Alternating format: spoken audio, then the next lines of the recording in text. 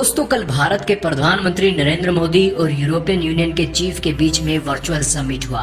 और इस virtual summit में भारत और यूरोपियन यूनियन के बीच में बहुत बड़ी मुद्दों पर चर्चा हुई और भारत ने यूरोपियन यूनियन का मत जानने को चाहा कि आखिरकार यूरोपियन यूनियन भारत के बारे में क्या सोचता है और भारत के साथ क्या आज यूरोपियन यूनियन खड़ा भी है या नहीं। दोस्तों, कल 15 जुलाई को यूरोपियन यूनियन के वर्चुअल समिट में जो एक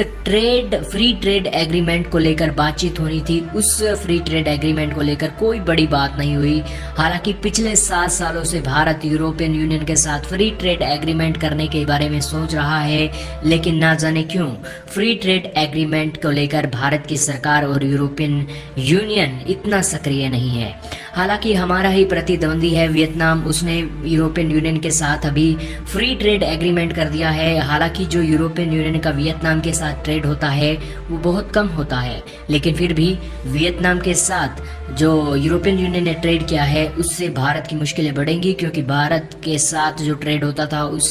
उसके चैलेंज करने के लिए वियतनाम अपना ट्रेड, अपने सामान सस्ते दामों में यूरोपियन यूनियन की मार्केट में उपलब्ध करा सकेगा, जिससे जाहिर सी बात है कि वियतनाम को फायदा पहुंचेगा। हालांकि अभी जो ट्रेड होता है उसमें $52 बिलियन का सामान हम यूरोपियन यूनियन को बेचते हैं और दोनों देशों के बीच $52 बिलियन का ट्रेड होता है। लेकिन वियतनाम का जो यूरोपियन यूनियन के साथ ट्रेड होता है वो $50 बिलियन का होता है, जिसका आंसर आप समझ सकते हैं कि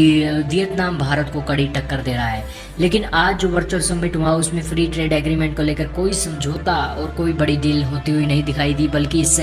समिट में जो भारत के प्रधानमंत्री नरेंद्र मोदी ने कहा कि हम आपके साथ परमाणु सहयोग समझौते में आपके साथ खड़े हैं और हम 5G और आर्टिफिशियल इंटेलिजेंस को लेकर आपके साथ मिलकर काम करने के लिए बिल्कुल पूरी तरह से तैयार हैं। हालांकि दोस्तों, भारत ने जब CAA और जम्मू एंड कश्मीर पर यूरोपियन यूनियन का मत जानना चाहा तो यूरोपियन काउंसिल के प्रेसिडेंट चार्ल्स मिशेल ने कहा कि जहां तक सिटीजनशिप लॉ की बात है और जम्मू एंड कश्मीर की बात है, ये एक ज्वलंत मुद्दे हैं यूरोपियन यूनियन में। और दोस्तों, इस मुद्दे पर हम बिल्कुल भारत के साथ खड़े हैं और भारत की कोर्ट, सुप्रीम कोर्ट के बिल्कुल साथ खड़े हैं, क्योंकि भारत की सुप्रीम कोर्ट एक अच्छी संस्था है और ये बिल्कुल लोगों के ह्यूमन राइट का बिल्कुल एक करीबी से ध्यान रखती है। और भारत ने अभी जो CAA और जम्मू एंड कश्मीर को लेकर जो कदम चले हैं उसमें यूरोपियन यूनियन भारत के साथ बिल्कुल कंधे से कंधा जोड़ के खड़ा है। हालांकि दोस्तों, ये समिट इसलिए महत्वपूर्ण होते हैं क्योंकि इस समिट में ही पता लगता है कि आखिरकार जो दूसरा देश है वो भारत के साथ अपने रिश्तों को और गहरा करना भी चाहता है या नहीं, और आखिरकार वो दूसरा देश आखिरकार भारत के साथ किन मतभेदों पर, कौन सी ऐसी पॉइंट्स हैं जिन पर दोनों देशों के बीच मतभेद है और इस समिट के जरिए दोनों के बीच में मतभेद को सुलझाया जा सकता है।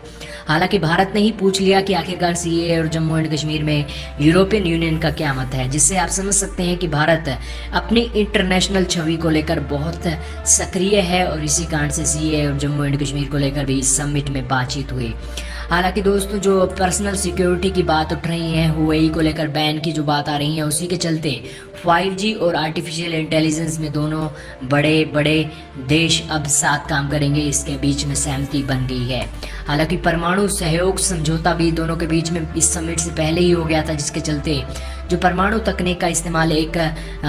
मनुष्य के बेहतरी के लिए किया जाना है, उसके लिए भी यूरोपियन यूनियन भारत के साथ कंधे से कंधा जोड़कर खड़ा है। लेकिन दोस्तों, इस समिट में एक फ्री ट्रेड डील होनी चाहिए थी, लेकिन इस फ्री ट्रेड डील के बीच में अभी जो यूरोपियन यूनियन के जो एक प्रेसिडेंट है उर्सुला वॉन डेर लियन, उन्होंने कहा है कि अभी इस फ्री ट्रेड डील के लिए हमें अभी हाई लेवल के डायलॉग में अभी और काम करना होगा और दोनों साइडों का मत जानना होगा, जिसके बाद हम फ्री ट्रेड डील जरूर करेंगे। क्योंकि free trade deal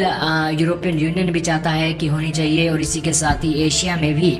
European union अपनी दखल बढ़ाना चाहता है, क्योंकि आने वाली सदी